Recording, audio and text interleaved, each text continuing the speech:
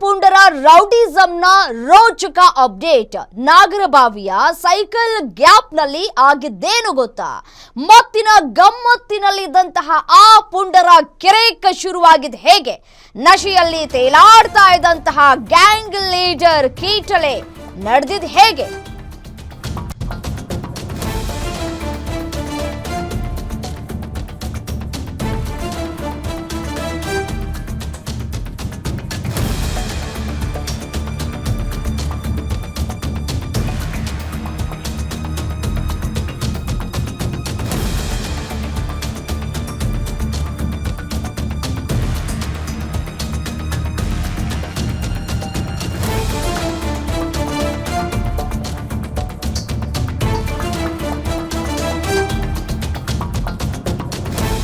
ಗಮ್ಮತ್ತಿನಲ್ಲಿದ್ದಂತಹ ಆ ಪುಂಡರ ಕಿರಿಕ್ ಶುರುವಾಗಿದ್ದಾದ್ರೂ ಹೇಗೆ?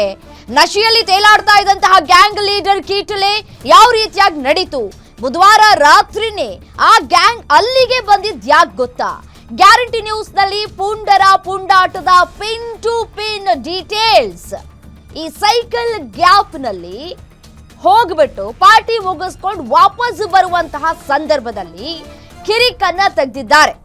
ಕಿರಿಕನ್ನ ತೆಗೆದಿದ್ದೂ ಅಲ್ಲದೆ ಯುವತಿಯರ ಜೊತೆ ಅಸಭ್ಯವಾಗಿ ವರ್ತಿಸಿದ್ದಾರೆ. ಫೋನ್ ನಂಬರ್ ಕೇಳಿದ್ದಾರೆ, ಫೋನ್ ನಂಬರ್ ಅನ್ನ ಕೊಟ್ಟಿಲ್ಲ ಅನ್ನುವಂತಹ ಒಂದೇ ಒಂದು ವಿಚಾರಕ್ಕೆ ಯುವತಿಯರನ್ನ ಎಳೆದಾಡಿದ್ದಾರೆ.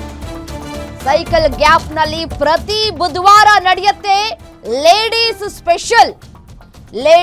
ಸ್ಪೆಷಲ್ ಆಗಿ ರೆಡಿ ಆಗಿರುತ್ತೆ.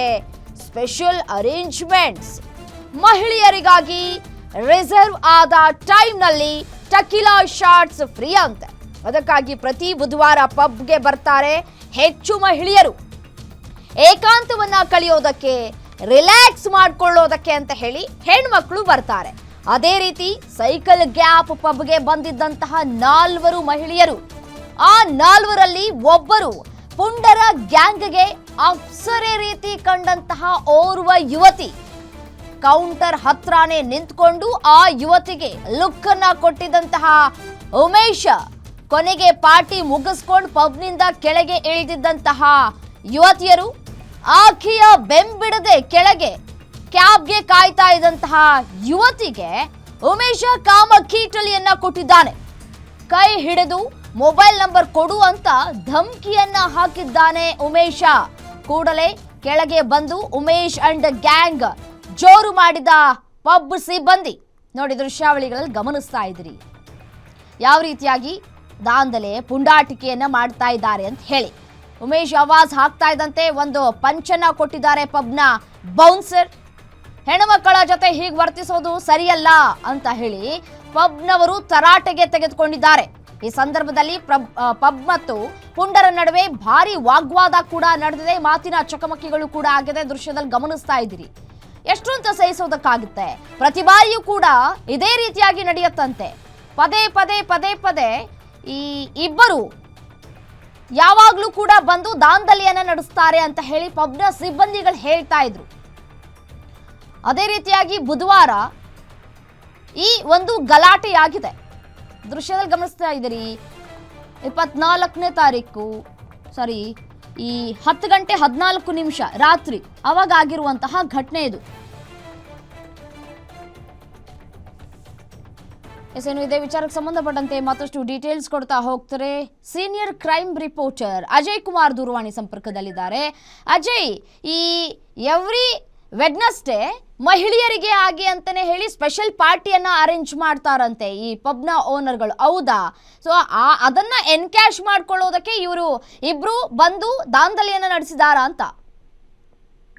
ಖಂಡಿತವಾಗ್ಲೂ ರಮ್ಯಾ, ನಿನ್ನೆ ಆ ರಾತ್ರಿ ನಡೆದಿರುವಂತಹ ಘಟನೆ ಅಂತ ಈಗಾಗಲೇ ಹೇಳಲಾಗ್ತಿರುವಂತದ್ದು. ಅದ್ರಲ್ಲಿ ಕೂಡ ಪ್ರಮುಖವಾಗಿ ಇಲ್ಲಿ ಉಮೇಶ್ ಅಂತ ಹೇಳಿದರೆ ಅವರ ಹೆಸರು ಕೂಡ ಈಗಾಗಲೇ ಇಲ್ಲಿ ತಳಕ್ ಹಾಕೊಂಡಿರುವಂತದ್ದು. ಅವರು ಕೂಡ ಕೆಲವೊಂದು ಕನ್ನಡ ಪರ ಸಂಘಟನೆಯಲ್ಲೂ ಕೂಡ ಗುರುತಿಸ್ಕೊಂಡಿದ್ದಾರೆ. ಅದರಲ್ಲಿ ಕೆಲವೊಂದು ಅಧ್ಯಕ್ಷ ಸ್ಥಾನದಲ್ಲೂ ಕೂಡ ಇದ್ದಾರೆ ಅನ್ನೋ ಒಂದು ಮಾಹಿತಿ ಕೂಡ ಸಿಗ್ತಾ ಇದೆ. ನಿನ್ನೆ ಕೂಡ ಅಲ್ಲಿ ಏನು ಯುವತಿಯರು ಅದೇ ಪಬ್ಗೆ ಬಂದಿರ್ತಾರೆ. ಏನು ಸೈಕಲ್ ಗ್ಯಾಪ್ ಅಂತ ಹೇಳಿ ಏನು ಜ್ಞಾನ ಭಾರತಿ ಪೊಲೀಸ್ ಠಾಣಾ ವ್ಯಾಪ್ತಿಯಲ್ಲಿರುವಂತಹ ಸೈಕಲ್ ಗ್ಯಾಪ್ ಅನ್ನೋ ಪಬ್ಗೂ ಕೂಡ ಬಂದಿರ್ತಾರೆ. ಅದೇ ಸಂದರ್ಭದಲ್ಲಿ ಉಮೇಶ್ ಕೂಡ ಅಲ್ಲಿದ್ದಂತ ಏನೋ ಯುವತಿಯರ ಹತ್ರ ಮೊಬೈಲ್ ನಂಬರ್ ಕೇಳಿ ವಿಚಾರಕ್ಕೆ ಏನೋ ಅವರ ಮತ್ತೆ ಇವರ ಮಧ್ಯೆ ಏನು ಮಾತಿನ ಚಕಮಕಿಯಾಗಿ ಆ ನಂತರ ಕೈ ಕೂಡ ಮಿಲಾಯಿಸ್ಕೊಂಡಿದ್ದಾರೆ ಅನ್ನೋ ಒಂದು ಮಾಹಿತಿ ಕೂಡ ಈಗಾಗಲೇ ಸಿಗ್ತಾ ಇರುವಂತದ್ದು. ಈ ಒಂದು ವಿಚಾರವಾಗಿ ಈಗಾಗಲೇ ಜ್ಞಾನ ಭಾರತಿ ಪೊಲೀಸ್ ಠಾಣೆಗೂ ಕೂಡ ಈಗಾಗಲೇ ಯುವತಿಯರು ಕೂಡ ಈಗಾಗಲೇ ದೂರು ಕೊಡೋಕ್ಕೂ ಕೂಡ ಬಂದಿದ್ದಾರೆ. ಆದ್ರೆ ಇನ್ನು ದೂರು ಸ್ವೀಕಾರ ಮಾಡಿರುವಂತ ಪೊಲೀಸರು ಈಗಾಗಲೇ ಪರಿಶೀಲನೆ ಸಹ ಮಾಡ್ತಿದ್ದಾರೆ.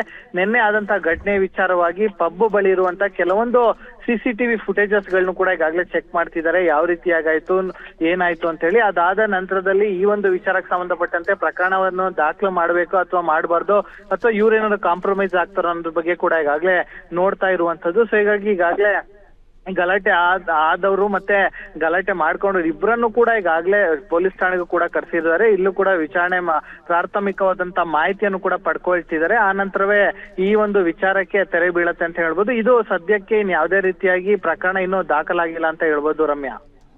ಓಕೆ, ಥ್ಯಾಂಕ್ ಯು ತಮ್ಮೆಲ್ಲ ಮಾಹಿತಿಗಾಗಿ.